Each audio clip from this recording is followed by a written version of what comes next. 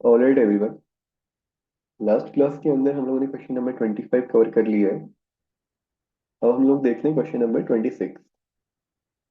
Question number 26 में आपको बोला गया है which of the following is not explained bye Bohr's atomic model. तो बोर के एटॉमिक मॉडल में इसमें से कौन सा पॉइंट एक्सप्लेन नहीं किया गया था? तो फर्स्ट है जीमन इफेक्ट, दूसरा है स्टार्क इफेक्ट, ऑप्शन सी है both A and B, and the fourth one is the angular momentum of electron is integral multiple of N H upon 2 pi. तो ऑप्शन डी एक्सप्लेन हुआ था। Option A and B, Zeeman effect और Stark effect, ये Bohr की model में explain नहीं हुआ है। ये जो इफेक्ट है ये जुड़े हुए हैं लाइंस की स्प्लिटिंग से।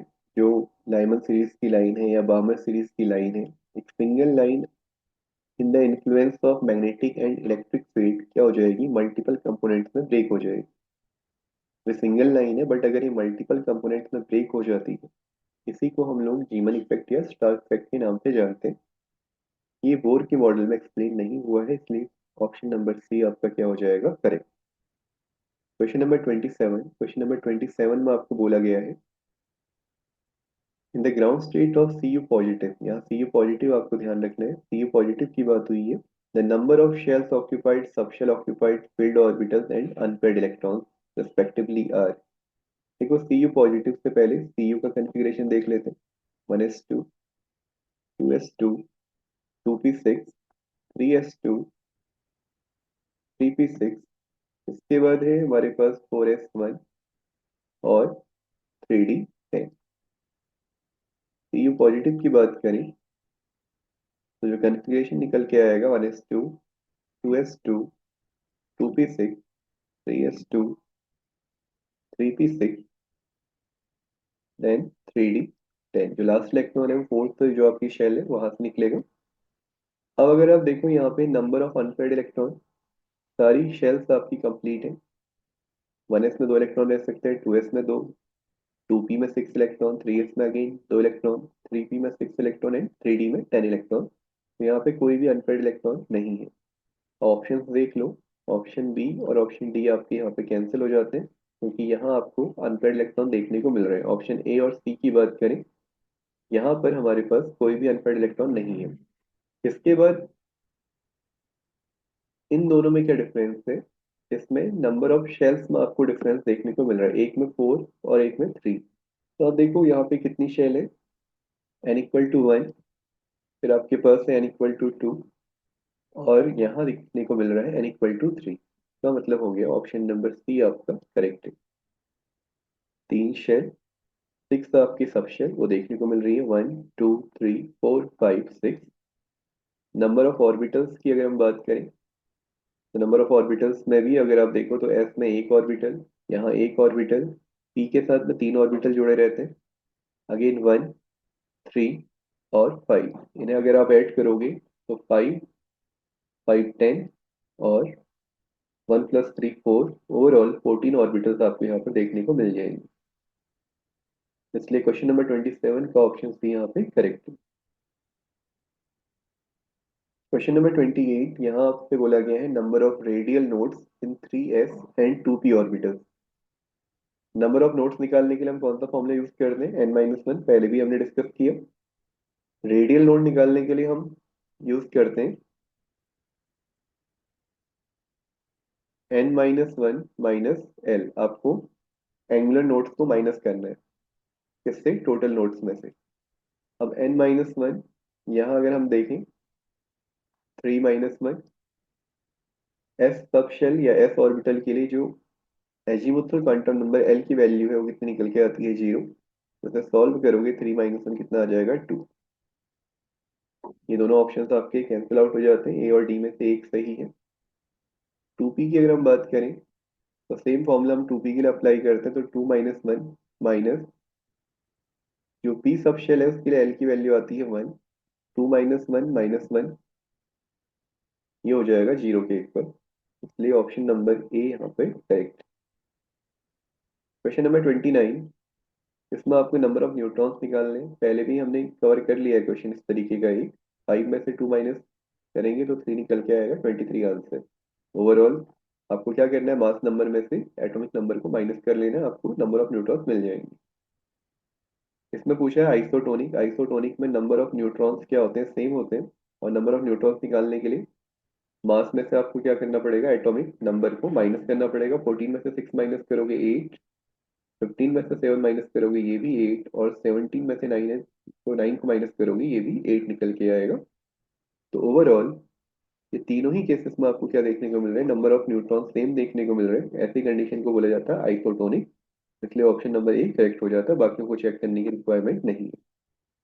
क्वेश्चन नंबर 31, इसमें पूछा है कि कौन सा इलेक्ट्रॉनिक कॉन्फ़िगरेशन एटम की एक्साइटेड स्टेट को दिखा रहे हैं।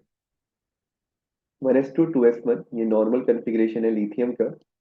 1s2 2s2 2p4 ये ऑक्सीजन का कॉन्फ़िगरेशन है। 1s2 2s2 ये बेरिलियम का कॉन्फ़िगरेशन है। 1s2 2s2 2p6 3s2 ये मैग्नीशियम का कॉन्फ़िगरेशन है। 1s2 2s2 3s1 ये कॉन्फ़िगरेशन इन जनरल किसी भी एटम के लिए नहीं होता, क्योंकि 2s के बाद इलेक्ट्रॉन को एंटर करना है कहाँ पे, 2p में, और यहाँ p ऑर्बिटल नहीं है। जो p ऑर्बिटल है उसकी जगह पे क्या आ गया है, s ऑर्बिटल। इसका मतलब है जो 2p का इलेक्ट्रॉन है वो जंप करके कहाँ पहुंचा है, 3s में। तो ये दिखा रहा है एक्साइटेड स्टेट को। किसकी एक्साइटेड स्टेट को, बोरॉन की। बोरॉन का कॉन्फ़िगरेशन 1s2 2s2 2p1 होता है। अब यहाँ 2p1 ना होके 3s1 लिखा है, इसका मतलब है 2p का इलेक्ट्रॉन जंप करके पहुंचा होगा कहाँ पे, 3s आपकी ऑर्बिटल में। तो ये आपको ध्यान में रखना है। जो 31 नंबर का क्वेश्चन है इसका आंसर हो जाएगा ऑप्शन नंबर ई। फिर आते हैं 32, आइसो इलेक्ट्रॉनिक पूछा है, नंबर ऑफ इलेक्ट्रॉन्स काउंट कर लो। इसका आंसर ऑप्शन नंबर ए होगा। नाइट्रोजन 7 इलेक्ट्रॉन, न्यूट्रल केस में 7 + 3 10, ऑक्सीजन 8 8 + 2 10, क्लोरीन 9 9 + 1 10, सोडियम 11 11 में से एक माइनस क्योंकि पॉजिटिव चार्ज है, तो ये भी हो जाएगा 10। तो ये सारी की सारी स्पीसीज क्या है, 10 इलेक्ट्रॉन स्पीसीज है, इसलिए इनको बोला जाएगा iso electron. Question number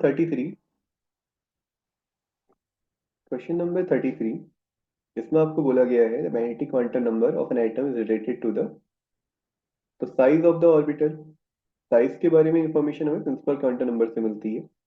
spin angular momentum ये हमें पता चलेगा स्पिन क्वांटम नंबर से। Orbital azimuthal quantum number. तो लास्ट वाला ऑप्शन है option D, orientation of the orbital in space, ये आपका क्या हो जाता है, करेक्ट। स्पेस में क्या ओरिएंटेशन है ऑर्बिटल का या एटम का, ये हमें पता चलेगा with the help of magnetic quantum number. Question number 34 में आपको अरेंज करना है इंक्रीजिंग ऑर्डर में। ये क्वेश्चन भी हमने पहले डिस्कस कर लिया है। आपको n+l को ऐड कर लेना है। यहाँ 4 + 1 5, देन 4 + 0 4, 3 + 2 ये भी 5 हो जाएगा, एंड 3 + 1 ये हो जाएगा 4। अब आप देखो 5 वाली कंडीशन कहाँ कहाँ है, एक फर्स्ट में है और एक आपके पास थर्ड नंबर पे। ये जो ऑर्बिटल है 4 + 1, ये 4p ऑर्बिटल है, और ये आपके पास 3d ऑर्बिटल है। अब आपको अरेंज करना है, तो n+l वैल्यू को सबसे पहले हम लोग देखते हैं। n+l वैल्यू सबसे ज्यादा आ रही है ऑप्शन फर्स्ट और ऑप्शन थर्ड, लेकिन इन दोनों में से n वैल्यू किसकी ज्यादा है, n वैल्यू ज्यादा है फर्स्ट वाले केस में। तो जो फर्स्ट वाला केस है 4p ऑर्बिटल का, ये इसे देख लो कि इसकी एनर्जी सबसे ज्यादा कहाँ पे आ रही है, ऑप्शन नंबर ए में आ रही है। तो अकॉर्डिंगली आप इसे अरेंज कर सकते हो, सबसे ज्यादा फर्स्ट, उसके बाद थर्ड, देन सेकंड नंबर 4 + 0, और लास्ट में आपका जो फोर्थ वाला है 3 + 1, इसकी एनर्जी सबसे कम। क्वेश्चन नंबर 34 का आंसर हो जाएगा option number A. Question number 35, इसमें आपको आइसो इलेक्ट्रॉनिक पेयर बताने। आइसो इलेक्ट्रॉनिक पेयर का मतलब है same number of valence electron. जैसे ही हम लोग यहाँ पर देख सकते हैं, कार्बन के लिए जो वैलेंस इलेक्ट्रॉन्स आते हैं वो आते हैं 4, ऑक्सीजन के लिए 6, 4 + 6 ऐड करके आ जाएगा 10। नाइट्रोजन के लिए वैलेंस इलेक्ट्रॉन 5, दूसरे नाइट्रोजन के लिए भी 5, 5 + 5 अगेन ये बन गया आपका 10। तो ऑप्शन नंबर ए आपका करेक्ट हो जाएगा। Then 36, atom is the smallest unit, इसमें तो कुछ ज्यादा हमें करना नहीं है। 37, प्लांक कांस्टेंट की value, option B 6.6 into 10⁻⁻34 joule second. Question number 38, energy of an electron is in orbit of hydrogen, ये हमेशा नेगेटिव रहती है, ये वैल्यू हमने निकाली थी, -13.6 Z square divided by N square. और ये जेड जो है ये इफेक्टिव जेड है, यानी कि हम ये देखते हैं कि इफेक्टिव न्यूक्लियर चार्ज कितना निकल के आ रहा है। उसके बाद उसे मल्टीप्लाई करते हैं 13.6 से, डिवाइड करते हैं एन स्क्वायर से, जिस शेल में इलेक्ट्रॉन मौजूद है। क्वेश्चन नंबर 39, एनर्जी के बढ़ते हुए ऑर्डर में आपको ये अरेंज करने हैं। तो अगर आप देखोगे 4p की एनर्जी 3d से ज्यादा होती है, तो ऑप्शन सी आपका यहाँ पे कैंसिल हो जाता है, n+l रूल आपको लगाना है अगेन। 4p से पहले यहाँ देखो 3d और 4s की एनर्जी 3d से कम होती है, तो ऐसा ऑप्शन केवल बी है। 3d में अगर आप देखोगे 3+2 5, 4s में देखोगे 4+0 4, तो n+l जो है वो 4s का कम आता है, 3d का ज्यादा आता है, तो ऑप्शन बी यहाँ पे करेक्ट हो जाएगा। बाकी आप अकॉर्डिंगली देख लो, इजीली कर सकते हो उसे भी। क्वेश्चन नंबर 40, सिंपल क्वेश्चन है, श्रोडिंगर वेव इक्वेशन पूछी गई है आपसे, इसमें से कौन सा करेक्ट फॉर्म है? तो ऑप्शन नंबर सी, हमने डिस्कस किया है क्लास में। क्वेश्चन नंबर 40 का आंसर हो जाएगा option number C, del square psi upon del X square plus del square psi upon del Y square plus del square psi upon del Z square plus 8 pi square M divided by H square E minus V psi is equal to 0। ये है Schrodinger wave equation. उसके बाद आते हैं 41 में, कौन सा statement P orbitals के बारे में करेक्ट है? They are spherical, they have a strong directional character, they have five-fold degeneracy, they have no directional character। एक है स्ट्रॉन्ग डायरेक्शनल, एक है नो डायरेक्शनल, जब भी ऐसे ऑप्शंस हो तो इन दोनों में से एक ही करेक्ट होगा। ऑप्शन बी सही है। पी ऑर्बिटल में क्या होता है? स्ट्रॉन्ग डायरेक्शनल कैरेक्टर होता है, स्फेरिकल नहीं होते हैं, डबल शेप होते हैं। ऑप्शन ए करेक्ट नहीं हो सकता, इनकरेक्ट है। फाइव फोल्ड डिजेनरेसी किसमें होती है? डी ऑर्बिटल्स में, पी में नहीं होती, पी में थ्री फोल्ड डिजेनरेसी होती है, तो ऑप्शन बी आपका करेक्ट हो जाता है। इसके बाद एन और एल के बीच में रिलेशन पूछे, what is the relation between quantum number L and the number of electron. अब नंबर ऑफ इलेक्ट्रॉन्स की बात हुई है यहाँ पे, शेल की बात नहीं हुई है, तो ये होता है 2 × 12 + 1, मल्टीप्लाई करोगे 4l + 2, ऑप्शन नंबर सी निकल के आ जाएगा। देखो एक शेल में कितने इलेक्ट्रॉन रह सकते हैं ये मुझे पता करना है, तो वो मैं पता करूंगा with the help of principal quantum number. Subshell में कितने इलेक्ट्रॉन रह सकते हैं? एल, एजीमुथल क्वांटम नंबर की यहाँ पे बात हो रही है, तो एजीमुथल क्वांटम नंबर की हेल्प से हम नंबर ऑफ इलेक्ट्रॉन कैसे निकाल सकते हैं?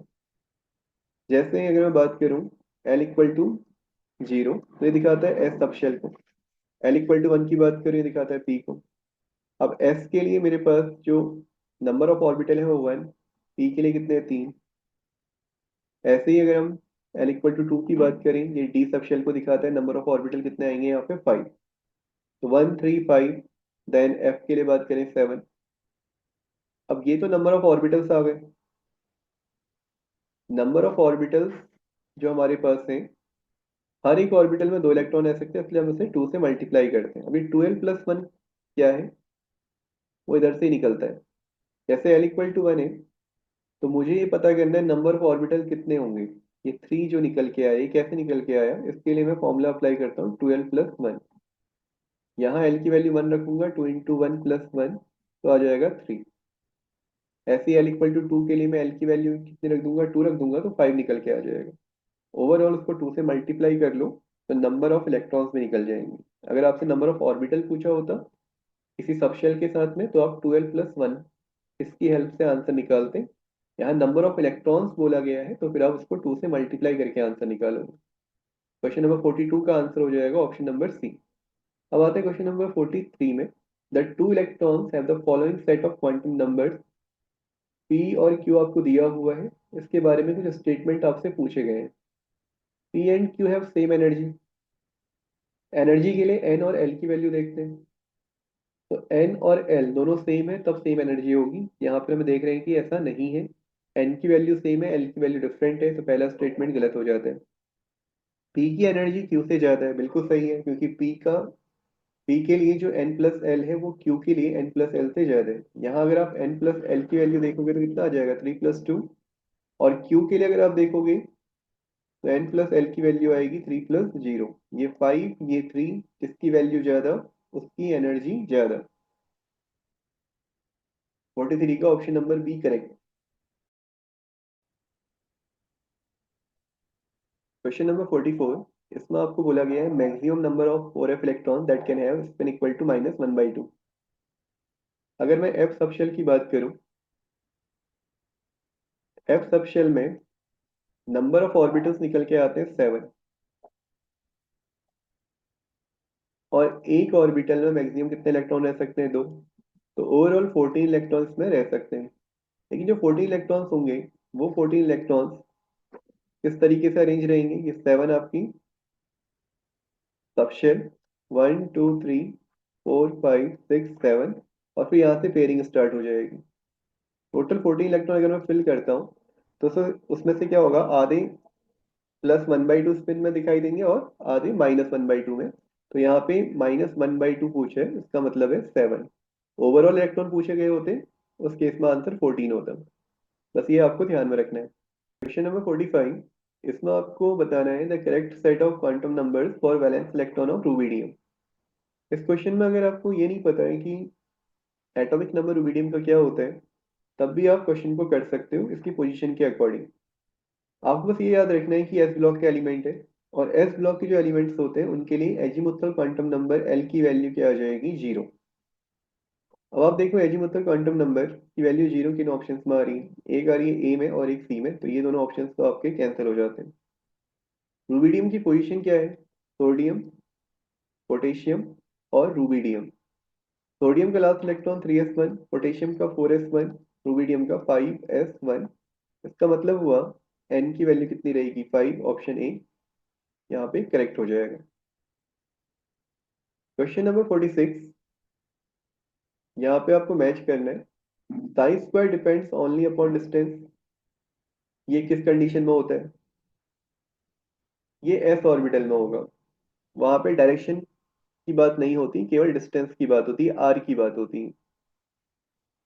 Upon distance and one direction, ये P orbital. Two direction, D orbital. Three direction, ये एफ ऑर्बिटल। फर्स्ट का डी जहां पर दिखाई दे रहा है, तीन ऑप्शंस में ऐसा है, ये कैंसिल हो गया। सेकंड का ए, सेकंड का ए है सी और डी में। इसके बाद थर्ड का B option, option number C में। 46 में अगर आप देखोगे तो इसमें ये सारी कंडीशंस आपको मैच होती हुई दिखाई दे रही। Question number 47, the energy of an electron in hydrogen in its first orbit. बहुत सिंपल क्वेश्चन है, -13.6 इलेक्ट्रोवोल्ट। डिस्कस हो चुका है ये क्वेश्चन पहले भी। 48 में आपको बोला गया है the 2px 2py 2pz orbital of an atom have identical shapes but differ in their size. बिल्कुल भी नहीं, साइज डिसाइड होता है प्रिंसिपल क्वांटम नंबर से। प्रिंसिपल क्वांटम नंबर तीनों का सेम है। शेप पी ऑर्बिटल से, शेप में कोई डिफरेंस नहीं आएगा। ओरिएंटेशन, बिल्कुल ओरिएंटेशन बदल रहा है, एक्स वाई और जेड। तो जो स्पेस में ओरिएंटेशन है, एक पी एक्स के अलोंग है, या एक्स एक्सिस के अलोंग है, एक वाई एक्सिस के अलोंग है, और एक जेड एक्सिस के अलोंग है। तो इसलिए ओरिएंटेशन करेक्ट आंसर हो जाएगा यहाँ पे। Question number 49, on the basis of Rutherford model atom consist of predominantly empty space. बिल्कुल सही है। जो एटम होता है उसमें क्या होता है, एम्प्टी स्पेस होता है, वो भी ये बात करता है। बीच में न्यूक्लियस है, फिर एम्प्टी स्पेस है, फिर जो सराउंडिंग्स है वहां पे इलेक्ट्रॉन मूव कर रहे हैं। Atom consist of central nucleus containing positively charge particle. बिल्कुल सही है। सेंटर में क्या होता है, न्यूक्लियस जो पॉजिटिवली चार्ज पार्टिकल से बना हुआ है। Whole of the atomic mass is concentrated in the nucleus. बिल्कुल सही बात है ये भी। जितना भी मास है वो सबका सब कहाँ है, न्यूक्लियस पे मौजूद है। ऑल आर करेक्ट, बिल्कुल सही। The number of unpaired electron in chromium, इसके लिए बस आपको क्रोमियम का कन्फिग्रेशन लिखना है 2s2, यहाँ पे आ जाएगा 2p6, देन आपका 3s2, 3p6, 3d5 और 4s1। 4s पहले फिल होता है लेकिन ये एक्सेप्शन है, above principal come due to half filled configuration. Number of unpaired electron बताने, डी में मैक्सिमम 10 इलेक्ट्रॉन रह सकते हैं, यहाँ पे 5 है तो 5 के 5 किस फॉर्म में रहेंगे, अनपेड फॉर्म में, इस तरीके से। और एक इलेक्ट्रॉन जो 4s वाला है वो भी अनपेड रहेगा, इसलिए ओवरऑल 5+1 6 इलेक्ट्रॉन यहाँ पे अनपेड हो जाते हैं। तो 50 क्वेश्चन आपके कंप्लीट हुए।